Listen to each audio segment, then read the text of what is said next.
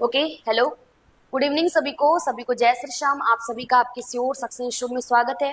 तो सभी लोग फटाफट जल्दी से लाइव आ जाइए। प्री बीएड प्री डीएलएड का एग्जाम देने जा रहे हैं, शिक्षक भर्ती की तैयारी कर रहे हैं, सीटीटेट की तैयारी कर रहे हैं, सीटेट की तैयारी कर रहे हैं, वर्ग एक टीचिंग एप्टीट्यूड की तैयारी कर रहे हैं, नेट की तैयारी कर रहे हैं। तो ये क्लास आपके लिए महत्वपूर्ण होने वाला है। सभी लोग लाइव आ जाइए और साथ में वीडियो को शेयर कर दीजिएगा अपने दोस्तों साथी संबंधियों, क्योंकि सबका भला करना भी एक आपकी मानवता है। ओके, आज का जो क्वेश्चन सीरीज वो बहुत इंपॉर्टेंट है। प्रीवियस ईयर के जो क्वेश्चन पेपर थे उनसे मिलते जुलते क्वेश्चन सीरीज आज हम आपके सामने लेकर आए हैं। अनोखी ये एमसीक्यू सेशन है, तो क्लास में बने रहिएगा शुरू से लास्ट तक। एक्सप्लेनेशन को सुनिएगा, समझिएगा, जहां कहीं भी दिक्कत होगी तो आप जरूर बताइएगा। और सबसे बड़ी बात कि तनाव से केवल समस्याएं ही जन्म लेती हैं, समाधान खोजने के लिए मुस्कुराना भी पड़ता है। तो मुस्कुराते हुए क्लास का लाभ उठाइए, मेरे द्वारा दी गई जानकारी को समझिए, सीखिए। हमारे चैनल पे आते हैं तो हमेशा एक उद्देश्य आया करिए कि आपको यहाँ कुछ न कुछ आज सीखने को मिलेगा। तो हम लोग फर्स्ट क्वेश्चन की तरफ बढ़ते हैं। क्वेश्चन को ध्यान से देखिए, समझिए और आंसर को भी देने का प्रयास कीजिए। पहला प्रश्न आपके सामने है, देखिए क्या कह रहा है फर्स्ट क्वेश्चन। टीचिंग एप्टीट्यूड है ना भाई, टीचिंग एप्टीट्यूड समझते हैं ना। आपको समझना पड़ेगा कि कैसे क्लास चलाना है, आपके पास क्या एप्टीट्यूड है, क्या एटीट्यूड है, वो सारी चीजें। निम्न में से कौन सा कथन समझ के लिए शिक्षण को प्रदर्शित नहीं करता। विच of the following does not reflect teaching for understanding, यानी समझ के लिए पढ़ना को प्रदर्शित नहीं करता। तो देखिए, विद्यार्थियों को किसी घटना या प्रत्यय को यानी संप्रत्यय को, कॉन्सेप्ट को उनके अपने शब्दों में व्यक्त करने को कहना, ये तो समझ के लिए शिक्षण को प्रदर्शित कर रहा है, ये पॉजिटिव वर्ड हो जाएगा। ठीक है, विद्यार्थियों को किसी नियम की कार्य प्रणाली उदाहरण देते हुए समझाएं, मतलब कोई नियम है उसको आप उदाहरण देते हुए समझाएंगे, ये तो अच्छी बात है। विद्यार्थियों को समानता और असमानता देखने तथा समरूपता उत्पन्न कराने में मदद करना, या विद्यार्थियों को विलगित मतलब समझते हैं ना, यहाँ पे आइसोलेट, अकेला, तथ्य तथा प्रक्रियाओं को याद करने के योग्य बनाना। याद करना, ड्रिल कार्य कराना, बार बार रिपीट कराना, बार बार अभ्यास कराना, ये सभी रटने को, ये सभी कंठस्थीकरण को प्रोत्साहित करते हैं। तो आंसर करते चलिए फटाफट जल्दी से। अयान जी ने डी बताया है, Janak ji D, okay, Parvati ji D, एकदम सही, ऑप्शन डी हमारा करेक्ट हो जाएगा। देखिए बाकी ऑप्शन ए बी से ये समझ के लिए शिक्षण को दर्शा रहा है, यानी ये शिक्षण अधिगम प्रक्रिया जो चल रही है वो समझ के लिए चलिए, बच्चे समझ रहे हैं, एक्सप्लेन कर रहे हैं, बट आप विद्यार्थी को अलग तथ्य और प्रक्रियाओं को याद करने के योग्य बनाएंगे तो दिस इज नॉट करेक्ट। ठीक है, नेक्स्ट क्वेश्चन की तरफ बढ़ते हैं, अगले प्रश्न की तरफ बढ़ते हैं। ध्यान दीजिएगा क्या कह रहा है अगला क्वेश्चन। कह रहा है कि निम्नलिखित में से कौन सा अधिगम को प्रभावित करने वाला शिक्षक संबंधित कारक है। शिक्षक संबंधी कारक, अधिगम को प्रभावित करने वाला। शिक्षक क्या करते भाई, अधिगम को सरल बनाने का काम करते। शिक्षक की आवश्यकता क्यों होती है, बच्चे ज्ञान के सक्रिय निर्माता होते हैं, लेकिन उनको फैसिलिटेट करके उनके ज्ञान को सुव्यवस्थित कार्य करना शिक्षक का काम है। परिपक्वता और प्रेरणा, कक्षा की सामाजिक भावनात्मक जलवायु, अनुशासन की संरचना, या शिक्षक की नेतृत्व शैली। विच of the following is a teacher related factor affecting learning maturation and motivation, the socio emotional climate of this class. देखिए कक्षा की सामाजिक भावनात्मक जलवायु, ये शिक्षक संबंधी लेना आपको, ये तो छात्र संबंधित हो जाएगा। परिपक्वता प्रेरणा छात्र से संबंधित हो जाएगा। अनुशासन की संरचना, leadership style of the teacher. एक शिक्षक सुविधादाता होना चाहिए, एक शिक्षक मार्गदर्शन होना चाहिए, साथ ही साथ एक शिक्षक में नेतृत्व का गुण होना चाहिए, यानी शिक्षक की नेतृत्व शैली। अगर शिक्षक में नेतृत्व का गुण होगा तो कक्षा प्रबंधन कैसे करना है, बच्चों को कैसे समझाना है, सभी बच्चों को साथ में कैसे लेकर चलना है, ये बखूबी तरीके से आएगा, यानी लीडरशिप स्टाइल ऑफ टीचर, ये शिक्षक से संबंधित फैक्टर यानी कारक है। क्लियर है, बहुत बढ़िया उमेश जी, करेक्ट है। ओम राठिया जी बहुत बढ़िया, बबीता जी। आई अगले प्रश्न की तरफ बढ़ते हैं। समाज शास्त्री व्याख्या में हमको बताना है किसमें, समाज शास्त्री यानी कि सोशियोलॉजिकल। ठीक है, समाज शास्त्री व्याख्या में किशोरावस्था का क्या अर्थ है, कि what is the meaning of adolescent, what is the meaning of adolescent in sociological interpretation. Sociological के आधार पे क्या अर्थ है, इंटरप्रिटेट मतलब व्याख्या करना, अर्थ देना।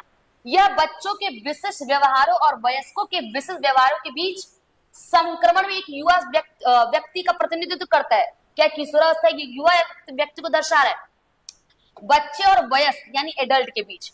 ओके, यह पहचान निर्माण की अवस्था है। इस स्तर पर व्यक्ति स्वयं को अहम स्थान के समय रखना शुरू कर देता है। देखिए, अहम केंद्रित, मेरी बात समझिए, यहां तक तो ठीक है, यह स्वयं यह पहचान निर्माण की अवस्था है।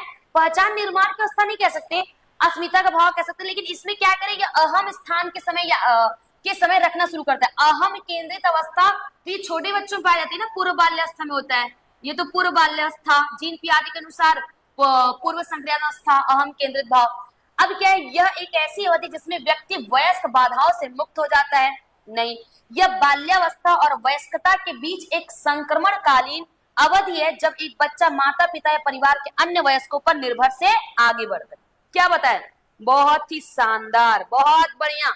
यशु दीवान जी, रामायणी जी, प्रियंका जी, अन्नपूर्णा जी, सभी लोगों का उत्तर क्या, बहुत बढ़िया जा रहा है। बेहतर पार्वती जी, करेक्ट है जी। क्या हो जाएगा हमारा ऑप्शन डी।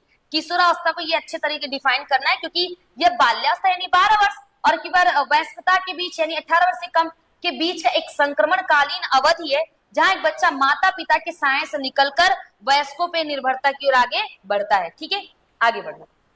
फोर्थ नंबर, शिक्षण को प्रभावित करने वाले निम्नलिखित संभावित कारकों में से कौन सी अनुदेशात्मक सुविधाओं और अधिगम के वातावरण से संबंधित है? Which of the following potential factor affecting teaching are related to instructional facilities and learning environment? Interactive प्रक्रिया में सक्रिय दृष्टिकोण, छात्रों की रुचि में कमी, शिक्षकों द्वारा प्रशंसा और प्रोत्साहन, या उच्च योग्य शिक्षकों की कमी। क्या लगता है? फटाफट आंसर करिएगा और क्लास को आप लोग शेयर भी कर दीजिए। ठीक है, सबसे पहला आंसर यहाँ पे आया है गीतू जी का, ए बताया इन्होंने, प्रियंका जी ए, जनक जी ए, बहुत बढ़िया, रजनी जी बिल्कुल। देखिए पूनम जी, होता है क्या एक्चुअल में, इसमें कह रहे हैं ना कि शिक्षण को प्रभावित करने वाले निम्नलिखित संभावित कारकों में से कौन सी अनुदेशात्मक सुविधा है और साथ में अधिगम की वातावरण से संबंधित है। छात्रों की रुचि में कमी, ये गलत हो जाएगा। शिक्षकों द्वारा प्रशंसा और प्रोत्साहन उतना इंपॉर्टेंट नहीं होगा। उच्च योग शिक्षकों की कमी नहीं। इंटरेक्टिव प्रक्रियाओं में सक्रिय दृष्टिकोण, यानी कि कह सकते हैं proactive approach in interactive process, ये हमारा अनुदेशात्मक सुविधाओं और अधिगम के वातावरण से संबंधित हो जाएगा। ठीक है, बस में option A is right answer. Next question की तरफ बढ़ते हैं। बहुत बढ़िया, राधे राधे रामविलास जी। आइए अगले क्वेश्चन की तरफ बढ़ते हैं। योगात्मक मूल्यांकन। देखिए एक क्वेश्चन यहाँ से आता है, हमने बहुत बार बताया, बहुत बार बताया, इस क्लास में भी अगर आप नए हैं तो आप जानिएगा, सीसी कंटिन्यूअस कॉम्प्रिहेंसिव सीबीएसई द्वारा सतत व्यापक मूल्यांकन होता है। सतत और व्यापक मूल्यांकन की बात करें तो मूल्यांकन इसमें दो प्रकार का होता है। एक होता है रचनात्मक मूल्यांकन, जिसको फॉर्मेटिव असेसमेंट कहते हैं, और एक होता है योगात्मक मूल्यांकन, जिसको समेटिव असेसमेंट कहते हैं। अब जो फॉर्मेटिव असेसमेंट होता है, जो रचनात्मक मूल्यांकन होता है, वो कक्षा शिक्षण के दौरान होता है, निदान और उपचार होता है, शॉर्ट टर्म प्रोसेस है, फीडबैक टीचर और स्टूडेंट दोनों को मिलता है और बच्चों को सुधार किया जाता है। जैसे टेस्ट हो गया, गृह कार्य हो गया, दत्त कार्य हो गया, प्रतियोगिता हो गई, ये सारी चीज। अगली बात करते हैं, जो योगात्मक मूल्यांकन होता है, ये शिक्षण सत्र की समाप्ति पर होता है, जब फाइनल एग्जाम हो जाता है, जो रिजल्ट मिल जाता है, अब फेल है, पास है, first division, second division, third division, अब कुछ नहीं कर सकते, कोई सुधार संभव नहीं है, वो योगात्मक होता है। योगात्मक मूल्यांकन में बच्चों की उपलब्धि का पता लगाया जाता है। बच्चों की उपलब्धि यानी बच्चों ने शुरू से लेकर अंत तक कितना सीखा है, इसमें कोई सुधार नहीं सकता। ये फॉर्मल होता है। हमारा जो योगात्मक मूल्यांकन होता है ये फॉर्मल होता है, और जो हमारा रचनात्मक मूल्यांकन होता है वो इनफॉर्मल होता है। ठीक है, सो योगात्मक मूल्यांकन का अर्थ है कक्षा शिक्षण के दौरान निष्पादन को आंकना, ये हमारा फॉर्मेटिव असेसमेंट हो जाएगा, बात समझिएगा। फिर शैक्षणिक वर्ष की शुरुआत के समय उपलब्धि के स्तर की पहचान करना, शुरुआत के समय नहीं। उपचारात्मक शिक्षण के लिए छात्रों को आंकना, ये भी हमारा फॉर्मेटिव असेसमेंट में आ जाएगा। शैक्षणिक सत्र के अंत में उपलब्धि के स्तर का मूल्यांकन, option D is right answer. सब लोगों ने बताया, बहुत बढ़िया, बेहतर। रेणुका जी करेक्ट है, कुंज बिहारी जी बहुत बढ़िया, इंद्रानी जी बहुत बढ़िया। आइए नेक्स्ट क्वेश्चन की तरफ बढ़ते हैं, अगले प्रश्न की तरफ बढ़ते हैं। 6वां नंबर,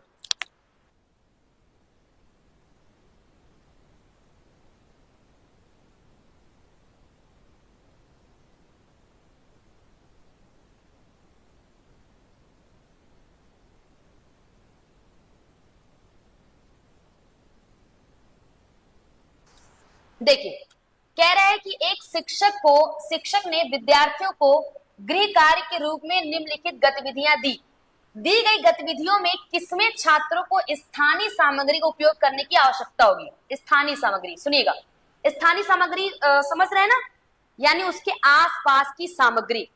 समाचार पत्रों, पत्रिकाओं और इंटरनेट के माध्यम से भोजन की कमी का सामना कर रहे देशों, इसके कारणों प्रभाव के बारे में जानकारी, ये स्थानीय सामग्री नहीं है। अपनी गतिविधि के स्तर और विकास आवश्यकताओं के लिए संतुलित आहार की अवधारणा के अनुसार अपने आहार को समायोजित करें, ऐसा है। उन सामग्रियों का निरीक्षण करें जिन्हें उनकी माताएं चावल गेहूं की सफाई करते समय हाथ से उठाकर फेंक देती हैं। अशुद्धियों को पहचानें और खाने पर उनके संभावित हानिकारक प्रभाव का पता लगाने का प्रयास करें। और अगला है, अपनी खान पान की आदतों के प्रति संकल्प लें और अच्छे स्वास्थ्य के लिए व्यायाम करें। क्या होगा? बहुत बढ़िया, एकदम करेक्ट है। इसमें स्थानीय सामग्री की बोला, ये स्थानीय सामग्री नहीं होगा। स्थानीय सामग्री मतलब बच्चे के आसपास, अब उसके घर का मटेरियल, जैसे कह रहे हैं ना कि उन सामग्रियों का निरीक्षण करें जिन्हें उनकी माताएं चावल गेहूं की सफाई करते हुए हाथ से उठाकर फेंक देती हैं। अशुद्धियों को पहचाने, खाने पर उनके संभावित हानिकारक प्रभाव का पता लगाने का प्रयास करें। तो ये आपका स्थानीय सामग्री हो जाएगा। ठीक है, ये हो जाएगा स्थानीय सामग्री, यानी option C is right answer. Okay, बेहतर। नेक्स्ट क्वेश्चन की तरफ बढ़ते हैं। अगला प्रश्न है, देखिए अगला क्वेश्चन जी, अगला प्रश्न है, क्या कह रहे हैं? स्वयं प्रभा, इस पे हमने कुछ दिन पहले भी क्वेश्चन कराया है। स्वयं प्रभा उच्च गुणवत्ता वाला शैक्षणिक कार्यक्रम है, ठीक है, कि प्रसारण के लिए समर्पित कौन सा चैनल है? 14 DTH, 24 DTH, 60 DTH या 12 DTH? बताइएगा। युवाओं के सक्रिय अध्ययन के लिए एक अध्ययन वेब है ये, ठीक है। क्या है? युवाओं के सक्रिय अधिगम के लिए यह एक वेब यानी वेबसाइट है, जानते रहिएगा, जिसको बोलते क्या? स्वयं प्रभा। क्या लगता है? 7 का एक, क्या बात है, बहुत बढ़िया, सभी लोगों ने सही बताया है, एकदम करेक्ट है जी। अब ये DTH वो छतरी वाला DTH नहीं है, ठीक है, ये 40 DTH, ये आप ऐसे समझ सकते हैं, यहाँ पे समझाने के लिए आपको बता रहे हैं। आप इसको नाम भी दे सकते हैं, डायरेक्ट टू होम, ठीक है। ये क्या है भाई? इसको समझने के लिए डायरेक्ट टू होम, इसका फुल फॉर्म में नोट कर लीजिएगा, DTH, direct to home. Clear है? चलिए अब बताएं, ये जो स्वयं प्रभा एक वेबसाइट है जो कि मानव संसाधन विकास मंत्रालय, जिसको अभी करंट में शिक्षा मंत्रालय है, उनके द्वारा शुरू किया गया था। जो चैनल है 40 DTH है। क्या है? 40 DTH। क्लियर है? अब ये है क्या? तो जानते रहिएगा, उच्च गुणवत्ता वाले शैक्षणिक कार्यक्रमों का प्रसारण है, ठीक है। नेक्स्ट क्वेश्चन, अगला प्रश्न है, the extent to which a test measure what is purports a measure to is called, यानी कि किसी मान लीजिए वैधता, विश्वसनीयता, मानदंड, संभावना, किसी परीक्षण माप की वह सीमा है जिस सीमा तक वह किसी परीक्षण में वही मापता है जिसके लिए वो निर्माण किया गया। वाओ, बहुत अच्छा क्वेश्चन है, बताइएगा। देखिएगा, वैधता है, विश्वसनीयता है। हम आपको जब भी हम आपको पढ़ाते, याद होगा आपको, दो बातें थी, एक विश्वसनीयता आती है, एक वैधता आती है। एक अच्छे परीक्षण की क्या विशेषता होनी चाहिए? अच्छा परीक्षण वैध होना चाहिए। वैध, जैसे मोबाइल में आप लोग बैलेंस भरवाते हैं ना, अब 1 महीने, वैधता मतलब क्या? अगर 1 महीने के लिए भरवा रहे हैं तो एक उसी डेट को खत्म हो जाएगा, डेट फिक्स रहेगा, उसका एक निश्चित रहेगा। तो वैधता होनी चाहिए परीक्षण में, विश्वसनीयता होनी चाहिए, तार्किकता होनी चाहिए, व्यवहारिकता होनी चाहिए, मितव्ययी होना चाहिए, व्यापकता होना चाहिए। तो कह रहे हैं ना कि किसी परीक्षण माप की वह सीमा है जिस सीमा तक वो किसी परीक्षण में मापता है। हम कोई परीक्षण करते हैं तो परीक्षण हम क्यों कर रहे हैं, किस लिए कर रहे हैं, उसका उद्देश्य क्या है, इसी को हम लोग क्या बोलते हैं? वैलिडिटी। क्या है? वैधता। हम कोई भी परीक्षण किस उद्देश्य के लिए कर रहे हैं, हम एक उद्देश्य, हम कोई भी काम बिना उद्देश्य के करते नहीं। अब उद्देश्य के लिए करें, वो उद्देश्य को अगर वो परीक्षण पूरा कर रहा है यानी वो परीक्षण वैध है, ठीक है। हम जो उद्देश्य लेकर परीक्षा करा रहे हैं, अगर वो परीक्षा उस उद्देश्य को प्राप्त कर रहा है, दैट मीन वो परीक्षण क्या है? वैध है। वैध यानी वैलिडिटी। बहुत बढ़िया, सभी लोगों ने सही बताया, option A is right answer. बेहतर सभी जी, गोदावरी जी करेक्ट है, कमलेश्वर जी। नेक्स्ट क्वेश्चन की तरफ बढ़ते हैं। अगला प्रश्न है, शिक्षक केंद्रित दृष्टिकोण के बहुत सारे दोष हैं, हाँ, निम्नलिखित में से कौन सा वह दोष नहीं है? शिक्षक केंद्रित दृष्टिकोण होना नीचे, बाल केंद्रित होना चाहिए। अब शिक्षक केंद्रित होने का बहुत सारा दोष होता है, इसमें पूछ रहा है कौन सा दोष नहीं है। ठीक है, इसमें पूछ रहा है कौन सा दोष नहीं है।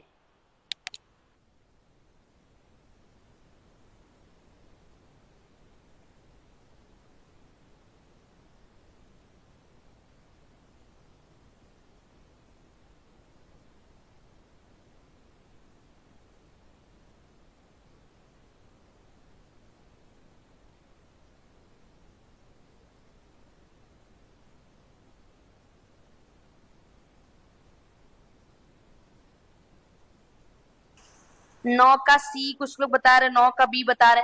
देख लेते हैं किसका उत्तर सही जाता है। आइए देखिए, कह रहे हैं कि शिक्षक केंद्रित दृष्टिकोण के बहुत सारे दोष हैं, निम्नलिखित में से कौन सा वह दोष नहीं है? देखिए, छात्रों के बीच वाद विवाद और चर्चा की कोई गुंजाइश नहीं है, तो यहाँ पे कह रहे हैं निम्नलिखित में से कौन सा वह दोष नहीं, शिक्षक केंद्रित आपको बताना है। ठीक है, शिक्षक सही उत्तर पर ध्यान केंद्रित नहीं करता।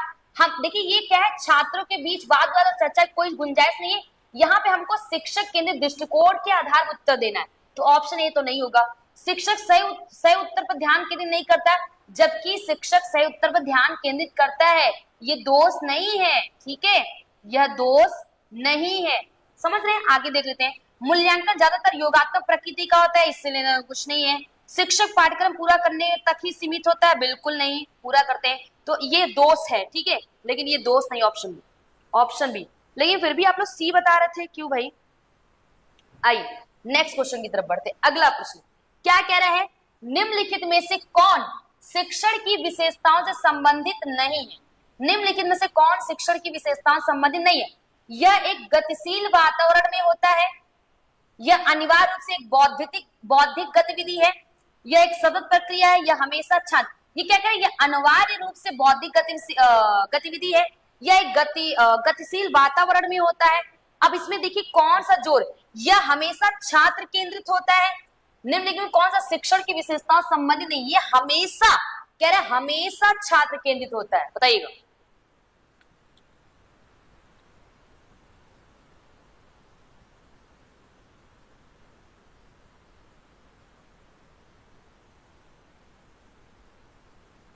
बी ज्यादा सही होगा कि डी, क्या लगता है?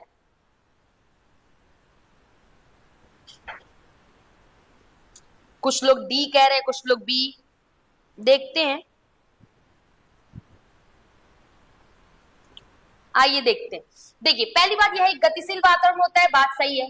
शिक्षण की विशेषता, यह एक सतत प्रक्रिया, ये बात भी सही है, लेकिन यह अनिवार्य रूप से एक बौद्धिक गतिविधि है, क्योंकि देखिए अब यहाँ कह रहे हैं क्या, यह अनिवार्य रूप से बौद्धिक गतिविधि है, ये बात सही है, ये बात सही है, क्योंकि अगर आप पढ़ाने जा रहे हैं तो वहां पे आप अपनी बुद्धि का इस्तेमाल तो करेंगे ही ना। ठीक है, बौद्धिक गतिविधि है, लेकिन यह हमेशा छात्र केंद्रित होता है, यही आपका गलत हो जाएगा, क्योंकि शिक्षण जो होता है वो शिक्षक छात्र दोनों के लिए होता है।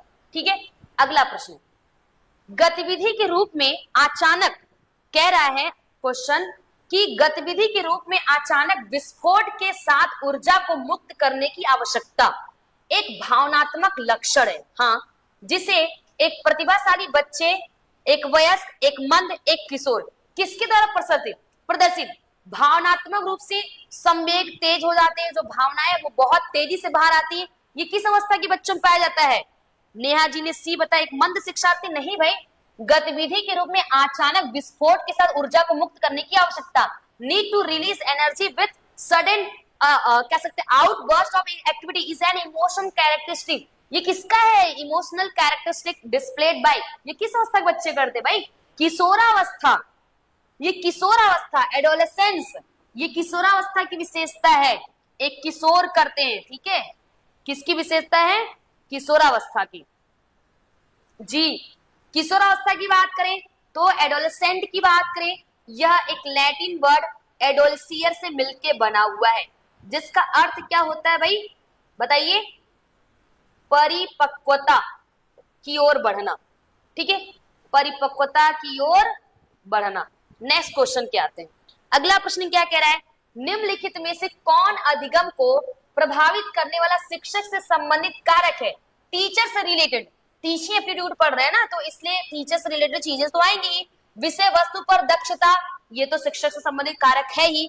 बैठने की उचित व्यवस्था, ये शिक्षक संबंधी कारक है। शिक्षण अधिगम संसाधनों की उपलब्धता, या इनमें से कोई भी नहीं, बताइए जी। 12 अरे भाई शिक्षण अधिगम संसाधनों की उपलब्धता ये शिक्षक से संबंधित कारक थोड़ी है, ये पूरा विद्यालय, ये स्कूल मैनेजमेंट का कार्य है, विद्यालय से रिलेटेड है। जो भी संसाधन है टीचर से रिलेटेड अगर बात करेंगे तो शिक्षक से रिलेटेड, यानी विषय वस्तु। टीचर तो अपने सब्जेक्ट में कमांड रखेगा ना, वो शिक्षण अधिगम, जब वहां शिक्षण अधिगम संसाधन की उपलब्धता नहीं होगी तब टीचर वहां पे यूज करेगा या टीचर अपने अनुसार शिक्षण अधिगम संसाधन लाएगा। लेकिन पहले शिक्षक से संबंधित बोला है तो विषय वस्तु पे दक्षता यानी mastery over the subject matter, ये एक शिक्षक संबंधित कारक है। समझ में आया उत्तरा जी? जी क्लियर है, बहुत बढ़िया। आइए, क्लास आपको अच्छी लग रही हो तो आप अपनी इच्छा अनुसार हमें भी थोड़ा सा रीइंफोर्समेंट दे सकते हैं। आइए 13 नंबर क्वेश्चन पे आते हैं जी। अगला प्रश्न भी एक कह सकते हैं कि यहाँ पे पाठ्यक्रम से रिलेटेड है। देखिएगा क्वेश्चन क्या कह रहा है, ये भी आपके लिए एकदम न्यू क्वेश्चन है, ध्यान दीजिएगा कमलेश्वर जी। स्वयं यहाँ पे दिखा हुआ है, पाठ्यक्रमों की गुणवत्ता सुनिश्चित करने के लिए कितने राष्ट्रीय समन्वयक नियुक्त किए गए हैं? 8, 9, 10, 7, कितने बताइएगा? क्या लगता है? 13 का सी 10, तुक्का मार रहे हैं क्या भैया आप लोग? बताइए।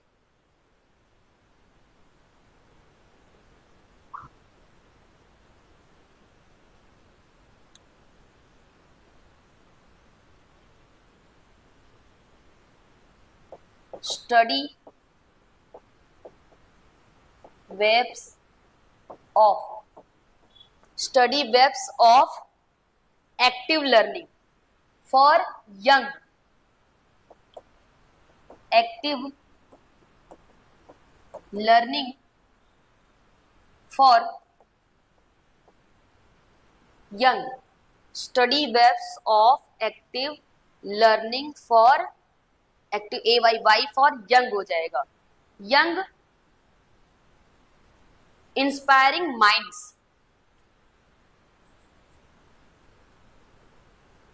Okay, not inspiring, aspiring minds, ठीक है। देखिए ये जो स्वयं है ये एक वेब है, स्वयं का फुल फॉर्म जानते रहिएगा, study webs of active learning for young aspiring mind, ठीक है। यहां पे अगर बात करें इस वेब के थ्रू पाठ्यक्रमों की गुणवत्ता सुनिश्चित करने के लिए टोटल 8 राष्ट्रीय समन्वयक नियुक्त किए गए, 9, 10, तो टोटल 9 राष्ट्रीय समन्वयक नियुक्त किए गए। नोट कर लीजिएगा, टोटल 9 राष्ट्रीय समन्वयक नियुक्त किए गए, ठीक है। क्लियर है?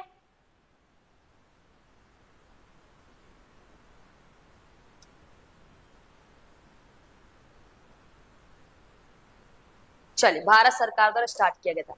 अगला प्रश्न है, शिक्षण के अवबोध स्तर के बारे में निम्नलिखित में से कौन सा सही है? देखिए शिक्षण के स्तर जानते रहिएगा, शिक्षण के कितने स्तर है? पहला प्रश्न, शिक्षण के कितने स्तर है? 3। पहला क्या है? सबसे पहला सबसे निम्न स्तर स्मृति रटवाने वाला, दूसरा बोध या अवबोध समझने वाला, तीसरा चिंतन जहां पे तर्क कल्पना वगैरह करते हैं, ठीक है, ये सबसे उच्च स्तर है, ठीक है, और ये सबसे निम्न स्तर है। बचपन में जो पहाड़ा याद कर रहे थे ना, तो वो स्मृति स्तर में जाएगा। तथ्यात्मक सूचना प्रदान करना, अवधारणाओं को समझने के लिए शिक्षण, ज्ञान क्षेत्र के अन्वेषण हेतु शिक्षण, तार्किक सोच के विकास के लिए शिक्षण, ये तो अच्छा है, बहुत बढ़िया प्रीति जी, करेक्ट है। देखिए अगर बात करें अन्वेषण की बात करें तो ये तीसरा स्तर में चला जाएगा, सोच तार्किक सोच की बात है तीसरा, तथ्यात्मक सूचना प्रदान करना इम्पार्टिंग फैक्चुअल इंफॉर्मेशन, ये आपका ना ये स्मृति स्तर से रिलेटेड हो जाएगा। हमारा अंडरस्टैंडिंग लेवल से रिलेटेड क्या है? अवधारणाओं को समझने के लिए शिक्षण। जब हम तथ्य प्रदान करेंगे, जो तथ्य होता है, जो ज्ञान होता है, वो हमारा स्मृति स्तर में जाएगा, लेकिन तथ्यों के बीच संबंध स्थापित करना वो समझ स्तर पे जाएगा। क्या जाएगा? समझ स्तर। बहुत बढ़िया जी, दिव्या जी करेक्ट है, शिवांकी जी बहुत बढ़िया। आइए देखिए, एक पारंपरिक शिक्षण सहायक सामग्री जो बहुत पहले, a traditional teaching support system, यह शिक्षक का मित्र भी होता है, ठीक है, इसे शिक्षक का मित्र भी बोलते हैं। White board, smart board, digital board, त्रिविमी। हालांकि व्हाइट बोर्ड की जगह हम लोग क्या यूज करते हैं? व्हाइट ये तो व्हाइट बोर्ड है हमारे यहाँ स्कूल में। क्या होता है भाई? White board. शिक्षक का साथी कौन है? ठीक है, 15 का डी 3 मॉडल। अरे पारंपरिक है भाई, ये तो नया ये न्यू इनोवेशन है, ये भी न्यू है, ये भी न्यू। ये ट्रेडिशनल मतलब प्राचीन, ट्रेडिशन मतलब प्राचीन की बात करता है भाई, पहले की बात कर रहा है। शुरू से साथी और आगे तक भी साथी आएगा, भले बड़े बड़े डिजिटल बोर्ड पैनल आ जाए, लेकिन जो ये साथी कभी साथ नहीं छोड़ेगा। ठीक है, ऑप्शन ए व्हाइट बोर्ड, जिसको आप लोग ब्लैक बोर्ड बोलते हैं। ठीक है जी, समझ में आया अहिल्या जी? बहुत बढ़िया। क्लास आप लोगों को समझ में आ रही है ना? समझ में आ रही है कि नहीं? क्योंकि समझना बहुत जरूरी है। ठीक है, अगला प्रश्न, अगला है यहाँ पे 16 नंबर क्वेश्चन। ठीक है, आइए 16 नंबर प्रश्न क्या कह रहा है? निम्नलिखित में से कौन सा कथन शिक्षण की प्रकृति को सटीक रूप से परिभाषित नहीं करता है? आज नहीं वाले ज्यादा है। शिक्षण अंतःक्रिया है, बिल्कुल सही बात है। शिक्षण विज्ञान और कला दोनों है, यस। शिक्षण एक विकासात्मक प्रक्रिया है, हाँ। शिक्षण केवल शिक्षक के लिए ही उपयोगी है। फटाफट उत्तर दीजिएगा जी। रामविलास जी, दिव्या जी, संतोष जी बहुत बढ़िया, कुंज बिहारी जी बहुत बढ़िया, बोध सिंह जी। क्या हो जाएगा? शिक्षण केवल शिक्षक के लिए है, यही हमारा गलत हो जाएगा। केवल तो वैसे ही गलत हो जाता है ना, केवल हमारा वैसे ही गलत हो जाता है। नेक्स्ट हमारा क्या? जिस विधि में अध्यापक सक्रिय और बालक निष्क्रिय रहता है, आप बताइए यहाँ पे क्या है वो? ऑब्जर्वेशन है, स्टोरी टेलिंग है, क्वेश्चन आंसर मेथड है, ऑल ऑफ द अबव। बताएं। ये कल भी इस पे क्वेश्चन हुआ था। केवल निगेटिव है जी, धन्यवाद ज्योति मैम। धैलेंद्र जी काफी लेट से जुड़े भैया। स्टोरी टेलिंग, देखिए कल ही बताया गया था ये क्वेश्चन, लेकिन फिर भी सुमन जी, शिवांकी जी, फिर भी क्यों गलत क्यों करना भाई? ऑब्जर्वेशन, शिक्षक सक्रिय बालक निष्क्रिय। ऑब्जर्वेशन में क्या है? ऑब्जर्वेशन अवलोकन विधि, देखना। ठीक है, बच्चे क्या कर रहे हैं उसको देखना। अब प्रश्नोत्तर विधि, आप बच्चों से क्वेश्चन करेंगे, बच्चा उत्तर देगा, बच्चा एक्टिव हुआ ना, तो उपयुक्त सभी नहीं होगा। तो कहानी कथन, टीचर कहानी सुनाते हैं और बच्चा सुनता है, यानी शिक्षक एक्टिव और बालक क्या है वहां पे एक्टिव नहीं होता, यानी इनएक्टिव होता है। क्लियर है? कहानी कथन विधि। अवलोकन मतलब समझते हैं ना? अवलोकन मतलब ऊपर ऊपर देखना। ठीक है, अवलोक देखिए एक दो बातें आती है, हम आपको बता दें यहाँ पे। अवलोकन या एज आप निरीक्षण भी कर सकते हैं, दो शब्द आता है। एक निरीक्षण होता है, या आप इसको लाइक ऑब्जर्वेशन भी बोल सकते हैं, और एक होता है पर्यवेक्षण। दोनों में अंतर किसको किसको पता है? ये आप लोग बीएड और डीएलएड में पढ़े होंगे। टॉपिक आता है परामर्श, क्या होता है, उसी टॉपिक से रिलेटेड है परामर्श टॉपिक में। तो निरीक्षण और पर्यवेक्षण क्या एक है कि अलग अलग है? निरीक्षण और पर्यवेक्षण एक है कि अलग अलग है? अच्छा, ओके धैलेंद्र जी। सतीश जी बताइए, निरीक्षण और पर्यवेक्षण क्या है? या आप ऐसे बता दीजिए कौन सा बेहतर होगा, बेस्ट कौन सा होगा? अलग है। देखिए जैसे मान लीजिए एग्जांपल देते हैं, आपकी जिस विद्यालय में नियुक्ति हुई, आप वहां पे ऐसे क्लास में गए पढ़ा रहे हैं, ठीक है। अब बाहर से जो टीम आती है, जो कह सकते हैं अधिकारी वगैरह आते हैं, वो आए, वो सभी क्लासरूम में ऐसे देख कर जा रहे हैं, कौन से टीचर क्या कर रहे हैं, बच्चा क्या कर रहा है, सभी क्लास में ऐसे देख कर चले गए। तो वो उन्होंने निरीक्षण किया। उन्होंने क्या किया? निरीक्षण किया। फिर एक दिन और अधिकारी आए, उस दिन जो अधिकारी आए वो क्लास को देखे, फिर चले गए ऑफिस में। ऑफिस में गए, पूरा रजिस्टर खोल कर देखने लगे कि कौन से टीचर कितने दिन आए, बच्चे कितने आए हैं, पूरा register A to Z deep में जाके पूरा रिसर्च करने लगे। रिसर्च मतलब नहीं, खोज करने लगे, पता लगाने लगे। तो वो हमारा होते हैं, वो पर्यवेक्षण होते हैं। सुपरविजन, सुपरवाइजर बोलते हैं ना, इनके पास जो विजन होती है देखना, वो सुपर वाली कंडीशन होती है। वो होता है ना कि एकदम डीप में जाके आंतरिक सच्चाई बाहर निकालते हैं, वो हमारा हो गया ऊपर ऊपर देखना निरीक्षण, अंदर घुस कर देखना पर्यवेक्षण हो जाता है। यही दोनों में अंतर होता है। ठीक है, नेक्स्ट क्वेश्चन 18 नंबर पे आते हैं। अगला प्रश्न, शिक्षण का प्राथमिक उद्देश्य क्या है? ठीक है, अगर आप बच्चों को पढ़ा रहे हैं तो आपका प्राइमरी यानी प्राथमिक उद्देश्य क्या होना चाहिए? बताइएगा। ज्ञान संरक्षित करना प्राथमिक उद्देश्य पूछा है, यानी कि ट्रांसमिटिंग नॉलेज, ज्ञान संरक्षित मतलब ज्ञान का ट्रांसफर करना, ट्रांसमिटिंग नॉलेज प्राइमरी उद्देश्य। विद्यार्थियों को अनुशासित करना, ये निगेटिव हो जाएगा। छात्रों को भी प्रतिस्पर्धा को बढ़ाना, निगेटिव। प्रतिस्पर्धा, प्रतिद्वंदिता, तुलना करना, डिवाइड करना, समूह में मतलब अलग अलग उनकी योग्यता के अनुसार बांटना, ये गलत हो जाएगा। सृजनात्मक और नवीनता को प्रोत्साहित करना, ये बात सही है, ये बात गलत नहीं है, लेकिन प्राइमरी उद्देश्य क्या है? अगर आप ऑप्शन डी के साथ जा रहे हैं तो जरा सुन लीजिएगा, इनकरेजिंग क्रिएटिविटी एंड इनोवेशन। ये तो बाद में होगा जब हम क्लास शिक्षण स्टार्ट करेंगे, कि पहले ही सृजनात्मक नवीनता को प्रोत्साहित करने लगे। पहला हमारा काम होगा कि हम नॉलेज को क्या करें, ट्रांसमिट करें भाई, ज्ञान संचारित करना, नॉट ए संरक्षित, ठीक है, माय मिस्टेक, संचारित करना, ज्ञान को संचारित करना। जल्दी पॉजिटिव देखा नहीं, डी ऑप्शन आप लोगों ने लगा दिया, ठीक है।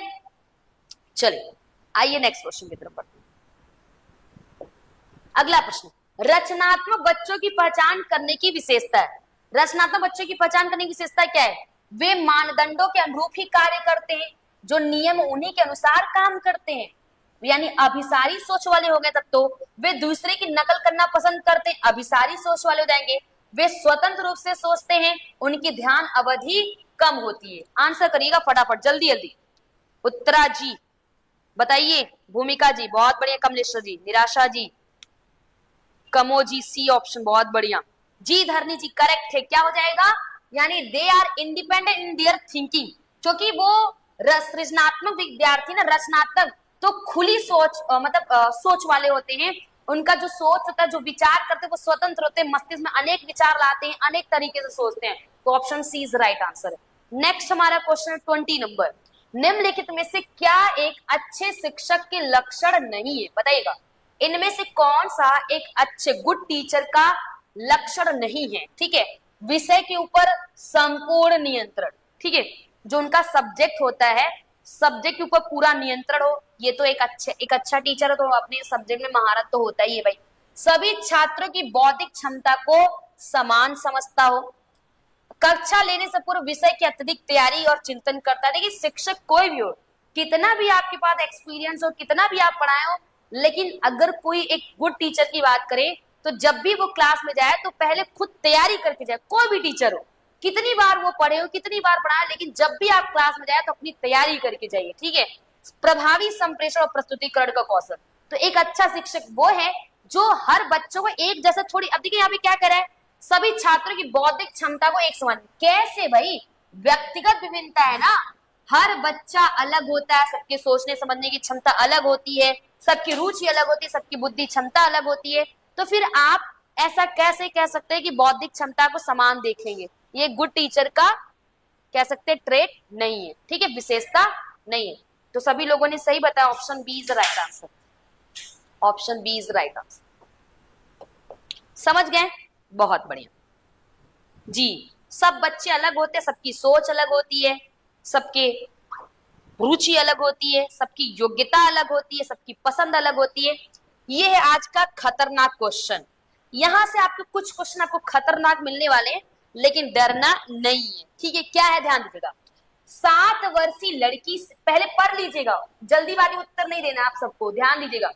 7 वर्षीय सीता को हाल ही में साइकिल से गिरने के कारण मस्तिष्क में चोट लग गई, ठीक है। दुर्घटना के बाद से उसके माता पिता ने उसके भाषण कौशल में बदलाव देखा, सिर में चोट लगी, उसके भाषा कौशल में बदलाव देखा। उसे सही शब्द ढूंढने में संघर्ष करना पड़ता है, निर्देशों का पालन करने में कठिनाई होती है, और संवाद करने का प्रयास करते समय वह निराश हो जाती है कि वो कब कहाँ कैसे बोलना है वो नहीं कर पा रही है। सीता की संचार में कठिनाई कैसे प्रकट होती है? बताइएगा। अत्यधिक बोलना और दोहराना ये दर्शाता है, बिना किसी कठिनाई के साफ और धारा प्रवाह बोलना। अरे भाई, उसको तो भाषा कौशल में बदलाव देखा गया, यानी सही शब्द ढूंढने में संघर्ष करना पड़ना है। तो बी तो ऑप्शन नहीं हुई, तो अच्छी बात बोल रहा है, ठीक है। और अत्यधिक बोलना और दोहराना, सही शब्द ढूंढने, निर्देशों को समझने में कठिनाई, ये तो हो गई। बोलने में हकलाना और झिकलाना, क्या हो जाएगा भाई? क्वेश्चन जो है वही आंसर भी दिया है, यस बिल्कुल। क्या है? सही शब्द ढूंढने और निर्देशों को समझने में क्या हो रही है? इसे कठिनाई हो रही है, ऑप्शन सी।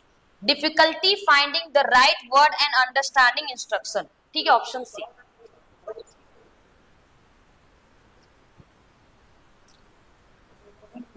अगला प्रश्न क्या है, निम्नलिखित में से कौन सा कारक शिक्षण की प्रक्रिया को प्रभावित करता है?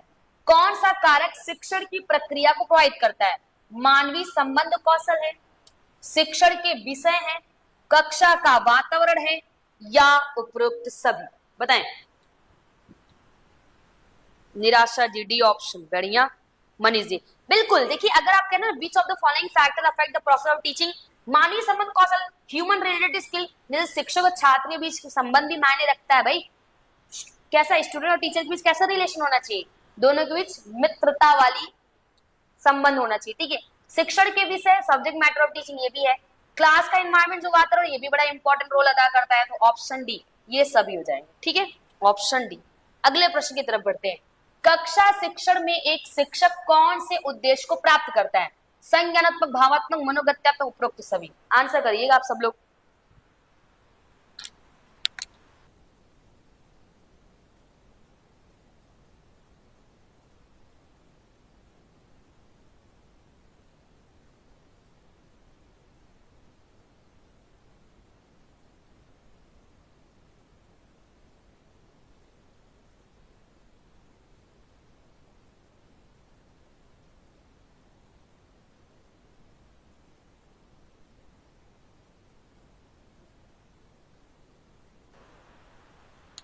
हो रहा है प्रतिमा जी, हो रहा है। डी ऑप्शन, बिल्कुल। देखिए, आपको बता दें, सभी संज्ञानात्मक, भावात्मक, मनोज्ञात्मक, ये तीनों ही जो शिक्षण के स्तर हैं, ये किसका है भाई? ब्लूम टेक्सोनॉमी का है। ठीक है, बेंजामिन सैमुअल ब्लूम। ठीक है, इन्होंने आश्चर्यजनक बुद्धि का सिद्धांत दिया। आइए अगला प्रश्न है। देखिए, कह रहा है निम्नलिखित में से कौन सा एक दृश्य श्रव्य, जिसको देख भी सकते हैं और सुन भी सकते हैं, दृश्य श्रव्य इसका साधन है? डॉक्यूमेंट्री फिल्म हो गया, बुलेटिन बोर्ड हो गया, परिचित्रदर्शी हो गया जिसको एबीटी स्कोप कहते हैं, या फैलन बोर्ड हो गया, फ्लैनन बोर्ड, फलालन बोर्ड। ठीक है, कुंज बिहारी जी बता रहे हैं। ठीक है, ओके। उत्तरा जी ने डी, सतीश जी बिल्कुल। डॉक्यूमेंट्री मूवी, किसी डॉक्यूमेंट्री मूवी का नाम बताइए भाई, आप लोग देखे तो होंगे। ये क्या है? दृश्य है। ठीक है, दृश्य है। ये भी क्या है? दृश्य है। ये भी क्या है? दृश्य है। बट यहाँ पे कोई डॉक्यूमेंट्री फिल्म है, तो ये हमारा श्रव्य दृश्य दोनों में आ जाएगा, श्रव्य दृश्य दोनों में आ जाएगा। जी प्रिया जी करेक्ट है। लुकेश जी बहुत बढ़िया जी। सतीश जी का आगे एग्जाम्पल, तारे जमी पर, बहुत बढ़िया। मिल्खा सिंह जी, ठीक है। मिशन मंगल, बहुत सारे हैं। आइए नेक्स्ट क्वेश्चन की तरफ बढ़ते हैं। तारे जमी वाले ज्यादा हैं, सरदार उधम, मिल्खा सिंह, नीरजा, चलिए काफी अच्छे हैं। 12 साल की बच्ची मीरा को हाल ही में स्ट्रोक का सामना करना पड़ा, जिससे उसके मस्तिष्क का बायां हिस्सा प्रभावित हुआ। बायां हिस्सा हमने लैंग्वेज के लिए बताया ना, बायां हिस्सा प्रभावित हुआ। ठीक है, स्ट्रोक के बाद उन्हें बोलने और भाषा समझने में कठिनाई हो रही है। यानी भाषा संबंधी जो होता है वो हमारा क्या है? मस्तिष्क का लेफ्ट वाला हेमिस्फीयर, यानी जो हमारा बायां गोलार्ध होता है वो होता है उससे जुड़ा। उसके परिवार ने देखा कि वह सही शब्द ढूंढने में संघर्ष करती है, छोटे और खंडित वाक्यों में बोलती है, संवाद करने का प्रयास करते समय निराश लगती है। मीरा की शिक्षिका के रूप में कक्षा में उसका समर्थन करने के लिए सबसे उपयुक्त कदम क्या है? आप उससे उपेक्षा करें कि वह हमेशा की तरह कक्षा गतिविधियों में भाग ले, आप ये उपेक्षा करेंगे। उसे कार्य पूरा करने के लिए अतिरिक्त समय प्रदान करेंगे क्योंकि उसको दिक्कत है। उसे समूह चर्चा में नेतृत्वकारी भूमिका निभाने की प्रोत्साहित करेंगे, उसको दिक्कत हो रही है और उसे समूह चर्चा में नेतृत्वकारी भूमिका देंगे। उसकी भाषाई दिक्कतों को नजरअंदाज करें और दूसरे पर ध्यान देंगे तो कभी नहीं होगा। D option. सोच समझ कर उत्तर दीजिएगा, क्योंकि ये वास्तव में ये एक आपके समझ पर आधारित प्रश्न है। ये वास्तव में आपके समझ पर आधारित प्रश्न है। बताएं सी ऑप्शन।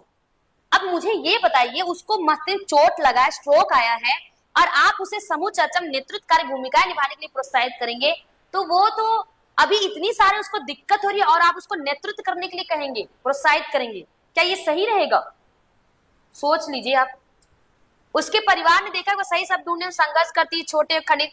अब ऐसा नहीं कि उसको प्रोत्साहित कर दिए वो उसी दिन सही करने लग जाए, हालांकि पहले उसको हम समय देंगे ना काम करने के लिए, उसे उपेक्षा भी नहीं करेंगे कि वो हमेशा की तरह कक्षा गतिविधि में भाग ले। अभी उसको दिक्कत है ना फिलहाल, तो ऑप्शन ए भी नहीं करेंगे, ऑप्शन बी भी नहीं करेंगे, डी तो सी भी नहीं करेंगे, उसे कार्य पूरा करने के लिए अतिरिक्त समय प्रदान करेंगे। क्योंकि देखिए यहाँ पे ध्यान रखिएगा, वो सही शब्द ढूंढने में संघर्ष कर रही है, भाषा समझने में कठिनाई हो रही है, संवाद करने में वो बहुत निराश लगती है। ठीक है, अब कोई बच्चा डर रहा है और आप उसे सब बच्चों के सामने जाइए कि तुम नेतृत्वकर्ता का कार्य संभालो, तो वो तो और डर जाएगा ना। तो हमारा जो ऑप्शन सही जाएगा वो उसे कार्य पूरा करने के लिए अतिरिक्त समय प्रदान करना। ठीक है, एक शिक्षिका इस कह रहे ना कि शिक्षिका के रूप में कक्षा में उसका समर्थन करने के लिए आपका उपयुक्त कदम क्या होगा, तो एज अ टीचर आपको ये करना पड़ेगा। हाँ, ये कह सकते हैं। ठीक है, ये एकदम सही कह सकते हैं। दृश्य श्रव्य सहायक सामग्री अध्यापक की सहायता करती है, क्यों कि यह समय और प्रयत्न की बचत करती हैं, यह पाठ को इफेक्टिव बनाती हैं, यह विद्यार्थियों को समय पालक बनाती हैं, यह कक्षा में मनोरंजन प्रदान करती है। ठीक है, मनोरंजन का ही नाम ले लेते हैं, लेकिन एक्चुअल में हमारा मतलब क्या होता है जी, बी ऑप्शन। बहुत बढ़िया, बेहतर नैना जी, बेहतर श्रेया जी, रेणुका जी, बेहतर। यानी कि क्या हो जाएगा, जो टीएलएम होता है, शिक्षण सहायक सामग्री होता है, या टीचिंग लर्निंग जो मटेरियल होता है, ये ऐसा नहीं कि सबसे बड़ी बात है कि जो शिक्षण सहायक सामग्री है, हम शिक्षण सहायक सामग्री का प्रयोग करते हैं तो इसका एक ही कारण है, वो जो भी टॉपिक आप पढ़ाने जा रहे हैं वो टॉपिक और प्रभावी और इफेक्टिव ढंग से बच्चों तक जाएगी, तो इसलिए हम टीचिंग लर्निंग मटेरियल का यूज करते हैं। रचनात्मक आकलन, फॉर्मेटिव असेसमेंट किस प्रकार किया जाना चाहिए, मानकीकृत परीक्षणों के समूह का उपयोग करके, एक विशेष शिक्षक द्वारा, न कि एक सामान्य शिक्षक के द्वारा, नियमित रूप से विद्यार्थियों के सहयोग के साथ, या केवल सत्र की शुरुआत और अंत में ही करना। बताइएगा, हमने फॉर्मेटिव असेसमेंट के बारे में पूरी जानकारी आपको डिटेल में दिया है। सी ऑप्शन, क्या बात, क्वेश्चन आता है आप लोग तुरंत उत्तर देते हैं, बड़ी अच्छी बात है भाई जी, बहुत बढ़िया सुस्मिता जी, हितेश जी। क्या हो जाएगा, क्योंकि फॉर्मेटिव है ना, कक्षा शिक्षण के दौरान होता है, तो इसलिए क्या है, नियमित रूप से विद्यार्थियों के सहयोग के साथ हमारा रचनात्मक आकलन किया जाना चाहिए। रचनात्मक आकलन क्या है भाई, रचनात्मक आकलन की बात करें तो कक्षा शिक्षण के दौरान होता है, बच्चों का निदान उपचार करता है, टीचर स्टूडेंट को फीडबैक देता है ताकि वो सुधार कर सके, और वर्ष में सीबीएसई द्वारा 4 बार फॉर्मेटिव असेसमेंट कराया जाता है। ठीक है, अगला प्रश्न 28 नंबर क्वेश्चन।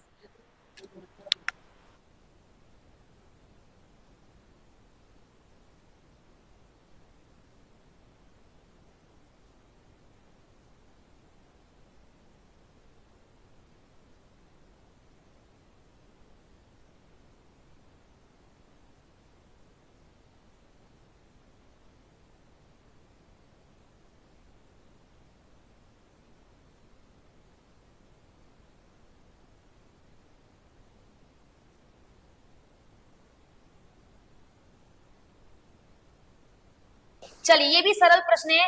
राष्ट्रीय शिक्षा नीति 2020 के अनुसार एक शिक्षक को शिक्षण अधिगम प्रक्रिया के दौरान प्राइमरी स्कूल के बच्चों के से संप्रेषण के लिए, देखिए हमारे एनईपी में बोला गया कक्षा 8 तक भी होना चाहिए, लेकिन यहाँ प्राइमरी की बात करें, एक 2024 में क्वेश्चन आया था, यहाँ पे जरा सुन लीजिएगा आप लोग।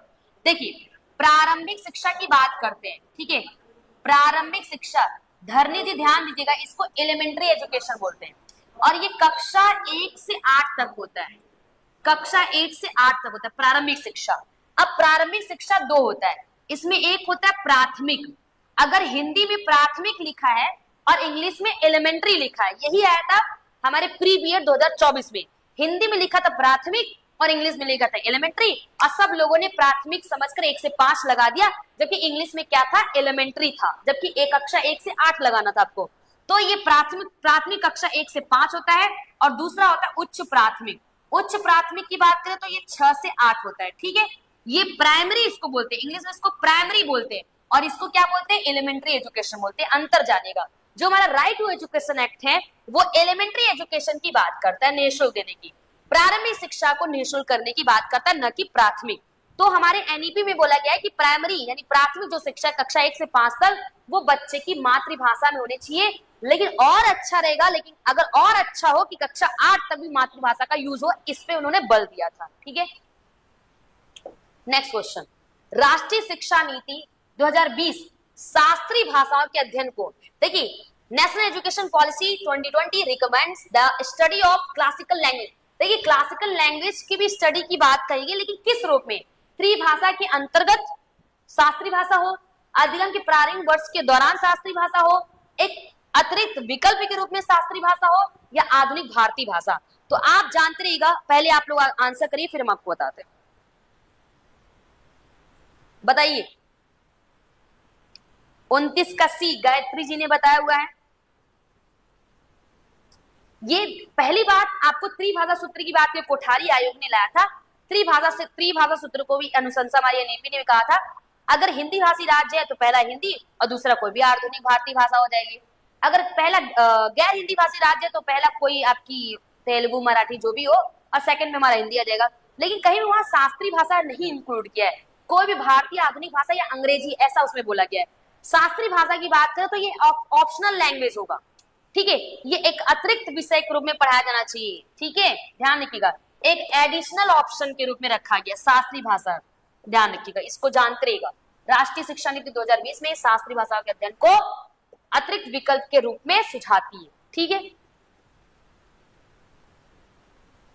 जी, चलिए बहुत बढ़िया साफिरा जी, नरेंद्र जी, लोकेश जी। चलिए बढ़ते हैं शिवाजी आगे। अगला प्रश्न 30 नंबर क्वेश्चन क्या कह रहे हैं, क्लास को साथ में आप लोग लाइक भी कर दे चलिएगा। ठीक है, आपके लाइक बहुत इंपॉर्टेंट, क्योंकि आप सभी लोग इंपॉर्टेंट है। आपको पता है कि हर स्टूडेंट, हर अभ्यर्थी क्या है, यूनिक और विशिष्ट होता है। ठीक है, शिक्षण अधिगम प्रक्रिया में आदर्श मूल्यांकन की निम्नलिखित में से कौन सी विशेषता है, आदर्श मूल्यांकन। ठीक है, ध्यान दीजिएगा, which of the following are the characteristics of an ideal evaluation in teaching learning process, व्यापकता, वैधता, विश्वसनीयता, विषय निष्ठता। बताइएगा, यहां ये कूट में दिया गया है, ऑप्शन देखिए कूट में दिया गया है, समझ करके। संतोष जी ने सी बताया है, यानी ए बी डी ओनली। विषय निष्ठता, सब्जेक्टिविटी, ये अच्छा हो जाएगा। आदर्श मूल्यांकन, सब्जेक्टिविटी, विषय निष्ठता की विषय में कितना वो प्रवीण है इसको। बाकी और बताइए। प्रतिमा जी ने डी, बी और डी ओनली। देखिए आपको बताते हैं, आप मूल्यांकन कर रहे हैं, मूल्यांकन में व्यापकता होनी चाहिए। व्यापकता मतलब सभी पक्ष इन्वॉल्व हो, सभी पक्ष, like CAP, cap, cognitive factor, psychomotor. वैधता, जिस उद्देश्य के लिए आप मूल्यांकन कर उद्देश्य को प्राप्त करें। विश्वसनीयता, हम मूल्यांकन करें चाहे आप मूल्यांकन करें, मूल्यांकन सेम आना चाहिए। हम जांचे कॉपी 100 में से 80 नंबर दे रहे हैं, तो आप भी जांचे तो 100 में से 80 नंबर देंगे, तो हमारे आपके द्वारा किया गया मूल्यांकन विश्वसनीय होगा। अब विषय निष्ठता ये नहीं होगा, विषय निष्ठता नहीं होगा, यानी क्या हो जाएगा बताइएगा। बहुत बढ़िया, चलिए अभी रॉयल जी ने बी बताया है, चंद्रिका जी ने एबीसी, बहुत बढ़िया, अंजलि जी बहुत बढ़िया, लोकेश जी बहुत बढ़िया, रामेश्वरी जी भी। यस, क्या हो जाएगा भाई, बी एंड सी नहीं भाई, A B C, option B होगा, A B C option B. बहुत बढ़िया, हाँ लचीला, फ्लेक्सिबिलिटी वगैरह भी होना चाहिए। वैसे मूल्यांकन की बात करें, एक अच्छा मूल्यांकन जो है वो वैध होना चाहिए, विश्वसनीय होना चाहिए, व्यवहारिक होना चाहिए, तार्किकता होना चाहिए, मितव्ययी होना चाहिए, व्यापकता होना चाहिए, लचीलापन होना चाहिए, जैसा कि बताया अन्नपूर्णा जी ने। ठीक है, क्लियर है। तो ये रहे आज के हमारे कुल 30 प्रश्न। 30 प्रश्न कैसे लगे जरूर बताइए, और 30 में से आपके कितने नंबर बने। ठीक है, आपके घर में छोटे भाई बहन जो भी प्री बीएड प्री डीएलएड के एग्जाम देने जा रहे हैं, उनको बता दीजिए, उनके पास अभी भी पूरा मौका है। अगर अभी भी वो हमारे साथ जुड़कर तैयारी करना चाहते हैं तो बेहतर तैयारी कर सकते हैं। और प्रतिदिन अब आपको, अगर आप प्री बीएड प्री डीएलएड में ऐड है तो जान लीजिए प्रतिदिन आपको टेस्ट दिए जा रहे हैं हर टॉपिक से रिलेटेड, क्योंकि सामने आपका एग्जाम है, तो उसके लिए आपको अच्छे से प्रिपेयर करना पड़ेगा। ठीक है, ओके, तो चलिए मुस्कुराते भी रहिए आप लोग, ठीक है, खुश रहिए, वो बहुत जरूरी है। सबसे पढ़ना लिखना तो सेकेंडरी, प्राइमरी आपकी खुशी है। ठीक है, तो आज की क्लास को हम लोग यही वर्क करते हैं। उम्मीद करते हैं आप लोग अच्छा कर रहे हैं, समझ रहे हैं, सीख रहे हैं। कल मिलेंगे इसी टाइम इसी सेशन पे, तब तक के लिए सभी को धन्यवाद। जय श्री श्याम, गुड नाइट। आप लोग अपना ध्यान रखिए और मुस्कुराते रहिए भाई।